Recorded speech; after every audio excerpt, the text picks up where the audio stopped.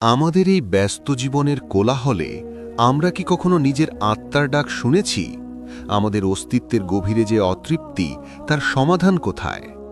আজ থেকে প্রায় ৯০০ বছর আগে বাগদাদের এক মহান সাধক অদৃশ্যের সেই রহস্যের দুয়ার খুলে দিয়েছিলেন।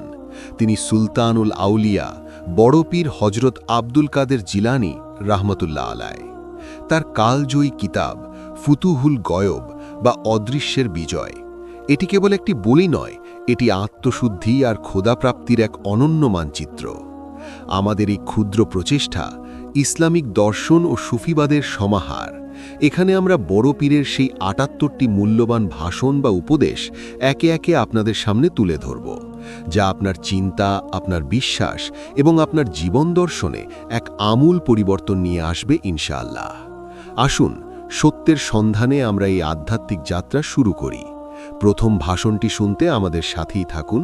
আল্লাহ আমাদের তৌফিক দান করুন।